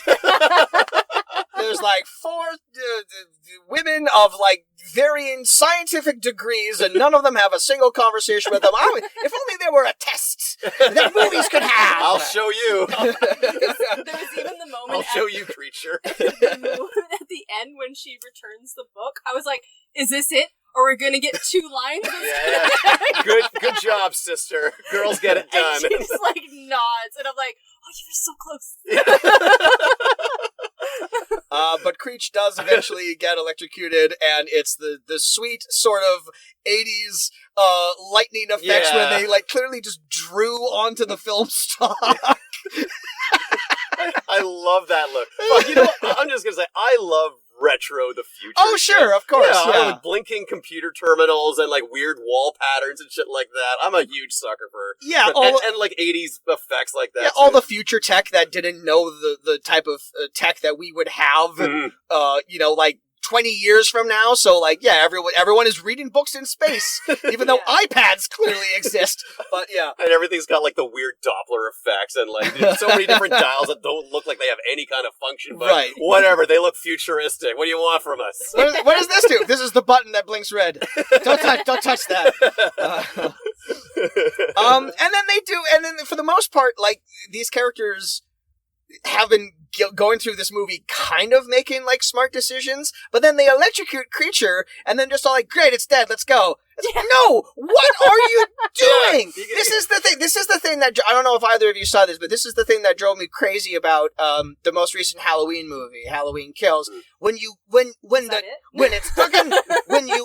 get the monster on the ground and it's not moving anymore, your next step is to remove the head from the body and then also remove the other limbs as well for good measure. Double tap. And then fucking run them over until they are a paste, until they are a goo. Yeah. I couldn't finish Halloween Kills. It's so terrible. Oh, it's so bad. But Creature's playing possum, and he starts running after. Yeah, don't leave it on the floor for someone to come and kick with their foot. I thought the same thing. When it was down, and they're just like, we're done here." I'm like, "No," and because even she was kind of like, "Are we?" At least get it off the ship. Lock it in a room or something. At least remove it from where you are. Come on, crew of the Shenandoah, you're smarter than that. Well, some of you are. The Creature had so many fake outs. Yeah, he was a wily trickster, this guy. Yeah, it was like initial electrocution, and then followed by the bomb dropping out of like the air chute or whatever it was, and then reappearing surprisingly fast with how slow they seem to move. Yeah, when he really wants to, you can really motor. Just like a typical slasher, who always seems to be just like walking, but when you're not looking, boom, there he is. Yeah, it's not fast. I mean, like even in that first Alien movie, that alien was fast. That's what was scary about it. Yeah. So only Sladen and the captain are left, and they're back on the moon, and the alien has them dead to rights, and all hope is lost. Oh, if only someone could come and save us! I love how so he's got the bomb on him. It's like it's fully armed. The captain he does a heroic sacrifice where he jumps out of the ship with Creature. And he doesn't have a helmet on, but he has just enough oxygen in his non-collapsed He was holding lungs, his breath, to survive for the 10 seconds and actually get a line out. And fucking Bryce shows up. They're like, "Oh, nice to see you at the tail end of this movie. Where have you been?" Yeah, Captain says she got lost. She got lost. By the way, where were you? Well, when Susan killed Hoffner, I ran back to the Shenandoah and there was no one there, and then I came here. You're gone a long time. I got lost.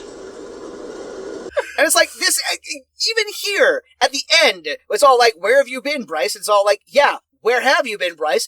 It's suspicious that you've been gone for so long." We've seen so many of our crewmates come back to life as weird, possessed. And you are a mysterious character who does not talk much and has been built up to be something.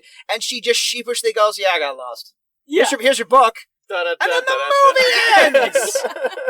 So much build-up for no payoff. Do you think something was cut out here? Do you think there was an original, like an earlier version of this draft where like Bryce was like the villain or something? Because like so much of this character's like minutia leads us to believe something interesting must be happening with her, but just nothing. There's just nothing ever revealed about this character. It's so weird. I kept waiting in her final scene back on the ship where she like kind of lifts up the back of her hair and you see the parasite. Just any kind of just something, anything. Yeah. God damn.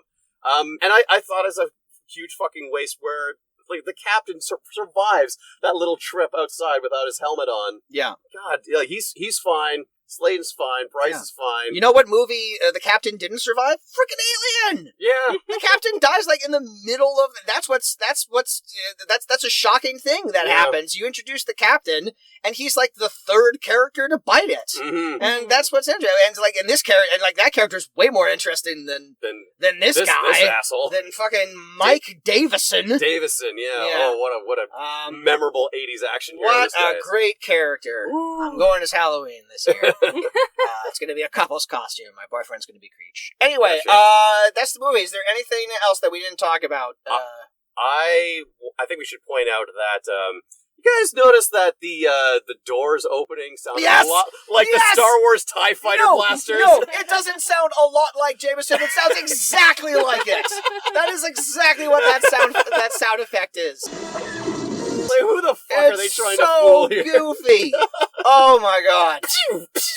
This is the doors opening. It's just the doors opening. Why do you need to have that sound effect? The Star Trek door sound effect is right there. Like, come on, you guys. That's pretty funny. Oh my god. Yeah. Erin? No, I was just trying to look up what else that Beck? No, I'm already blanking on the singer? No. He played Creature. Yes. Gothic Ripley. Bryce. Bryce, there we go. That's an actress named Meredith Salinger. She's probably best known for playing Diane? That's the name that I have on here. Oh, well, that's her actual. Oh, okay. Wait, did I say? Oh, I said. Oh, you're right. It is Diane Salinger. You're right. I don't know who to believe. Meredith Salinger is another actress. Sorry, you're right. Diane Salinger. She played Simone in Pee-wee's Big Adventure. Okay. Sort of like the lovelorn waitress that he meets in the dinosaur, and she has the big burly boyfriend. She also she clearly liked working with Tim Burton because she's also briefly the Penguin's mother. At the beginning of Batman Returns, tosses him into the river. Those are the two things I recognized her from. She's got a small role in Ghost World, but she's probably been better in better movies than with better material. Yeah. I just know, like, she's so familiar, and like the entire time I'm like, there must have been something. She was in Batman Returns as Penguin's mother. Yes. Yeah. But I'm like, I keep like envisioning her as like a character, and I can't think of what it's from. You know who she initially reminded me of, and I think it might have just been like the hairdo and like the really defined cheekbones that she had. She reminded me of Alison Brie's character in Glow when she's like the wrestler. Yeah, like Zoya, the Destroyer, or whatever. I was thinking a little more like Kirstie Alley. Yeah. Cheers era. Sure. But that's kind of like more like that hairstyle. Yeah. She was a lot of characters in Skyrim, apparently. Hey, all right. Well, that's probably where you recognize her from. Yeah, but like, no, I don't know. I'm looking through here, and none of the rest of it's looking familiar. Well, but then that explains why we haven't seen her in it. Yeah, she took an arrow to the knee. Yeah. Remember that? Remember that from the internet from like 8 years ago? God. Yeah, I mean, like, the only thing that I wanted to mention is that, like, I had a real problem figuring out who everyone was in this movie. Yeah. And, like, I actually had to, once it was over, I had to go back and I had to watch, like, the first, like, 15 minutes again because I couldn't remember who said what and who did what. And I realized about halfway through, it's because they just cast the most blandly attractive actors for these roles, and all of the actors look the same. They're boring white people. They're boring white people. Other than Bryce and Klaus Kinski, all the men look the same, and all the women look exactly the same. Just like no offense to any of those people, but it's just like the most borderline, conventionally attractive, just like white people. Yeah, and all right as central cast. And like I had to go back and rewatch the movie again because I remembered there was the one character who's all like, "Oh, I'm going to die on this mission." I couldn't remember who that was. You know what I picked up on that was like I got to write down the names of each of the characters that we watch. Yeah, but they don't say their names until like midway through the movie. Well, what they do is they talk about the characters, but you can't put a face to a name. You don't yet. know who they are. You don't have anyone like being introduced as who this character is. So they're talking about like, are you going to talk to Davis? And no, I'm going to go directly to Perkins about this. And I'm like, all right, and who are these people? Yeah, which one is which? Which white guy with brown hair is that? Yeah, or could be any of them. lady, yeah. like with short brown blonde hair. Yeah. And like, look, and Alien doesn't waste a ton of time explaining who the characters are and what their jobs are, but the difference is in Alien they cast, Harry Dean Stanton and Yaphet Kotto and Sigourney Weaver and Ian Holm. People who look uniquely different from one another. Yeah. And hey, speaking of Yaphet Kotto, not for nothing, you want to know an easy shorthand to get your audience to be able to differentiate one character from another? Throw in some non-white people. Yeah. That's like easy way to tell. This is a white-ass movie. Yeah. White people in space. Turns out not great. Not great at the space. So I guess that begs the question: do you think this movie has a certain something, or is it just a whole lot of nothing? I'm going to say this movie has maybe like the tiniest little dollop of something. Yeah, it's a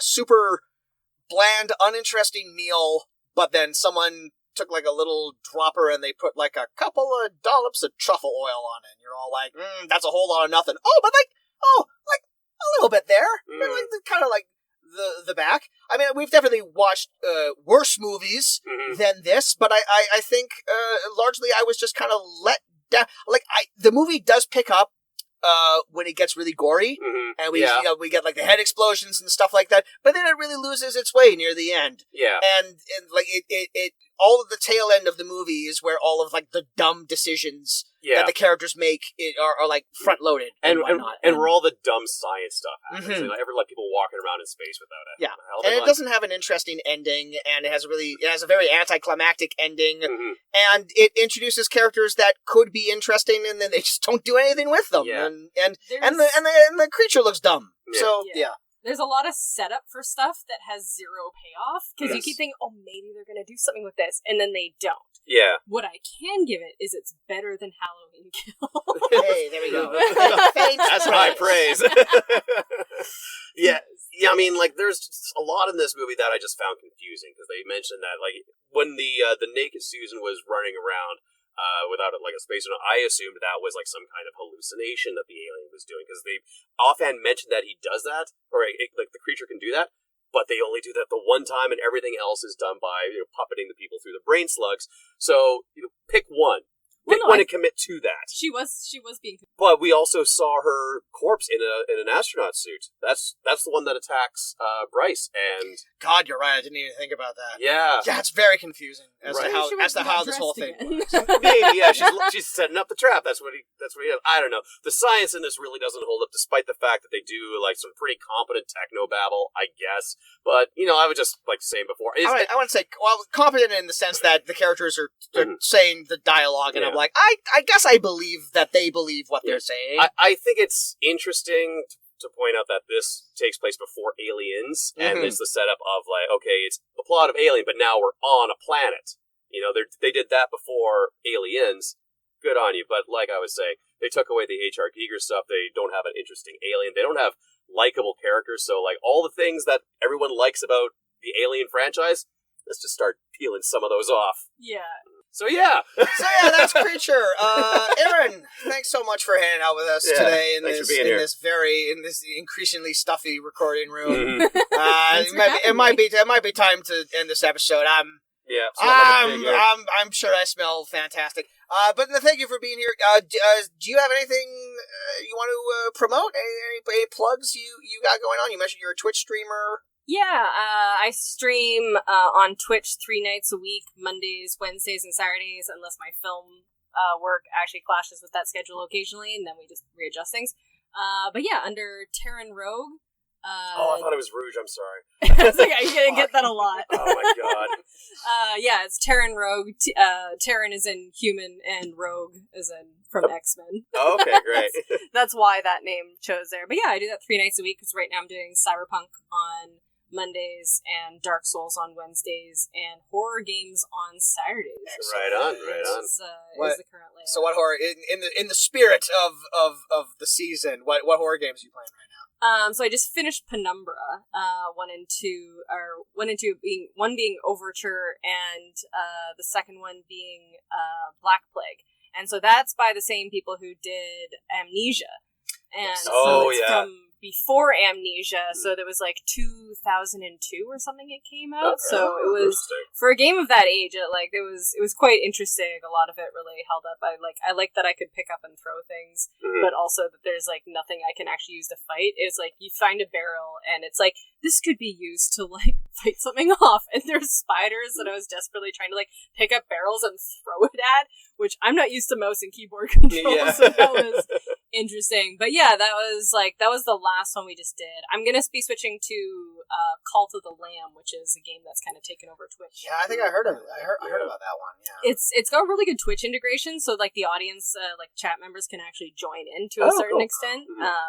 But one of the last indie horror games I played that just I promote to everyone is called Absolov End of Gods, which is that I promote it a lot because not many people know about it, but it was a decent length. Like it took me, I want to say 3 streams to finish, and it was really fascinating story, and I really hope that they do some sort of follow up to it because the story was fascinating. It was like a futuristic sci-fi Swedish Viking horror game. You just said all right, where do I sign? You just said a bunch of words that sounded great to me. Yeah. I'm just saying there like I'm in, and you say Swedish, I'm all like I'm all in. Yeah, because it was like that was basically like the tagline. Is it listed all those things, and I was like, I have to play this, and I got into it. Talking my language. Yeah, and it's like there's some action, but it's mostly like survival horror. So it went through. It's not like constant terror, but there were a few moments where I was like, I don't want to progress. Like this is terrifying. I can't do horror. I can't play horror games because if you give me the opportunity of, it's different from watching a horror movie, right? Because a horror movie, you buy the ticket and you're like, I agree to this experience. Yeah. I agree to observe the thing that someone has designed for my eyes to see. Horror game, I'm the one in control, and if you give me the opportunity of not going down the spooky hallway, I will always not go down the spooky hallway. Yeah. But I love watching other people play horror games. So I will check that out, and we will include the link to your Twitch stream in our show notes. So if you're listening, you can just go and you can click on that, and you can watch more of Erin's stuff. Yeah. But that is this episode, and that was Creature from 1985, directed by William Malone. If you enjoyed this episode, please listen to our back catalog of episodes. If you scroll down and all of a sudden the names change, don't worry, because our podcast used to be called The Fuck Is This? And it's basically the exact same show. We just don't really focus on actors' filmographies. We just watch a movie and we talk about it, much like we did today. This is, to a certain extent, this was a bit of a throwback episode.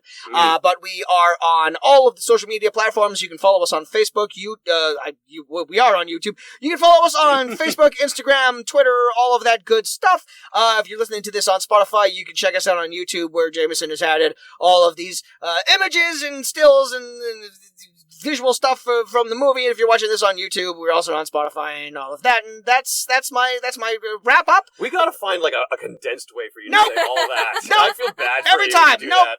And that's it. And next episode it will be more Halloween goodness. But until then, this has been Nothing Spookies. I'm Kaz. I'm Jameson, and I'll leave you with these parting words from our captain. Hold on to your chairs and hold on to your hats. He says those 2 lines at one point. Hold on to your chairs, kids. I'm going to be putting you on your heads. Hang on to your hats. One more time. Here we go. I thought that was going to be a thing. So he wants us to hold on to the chair with our one hand and our hats with the other one. Yeah. I feel like that's not giving you the right amount of stability. No. You're off balance. How about buckle up? He's a bad captain. From a bad movie. And he lived. Yeah. Happy ending for all. Well, not all, but all right. Well, good night, everyone.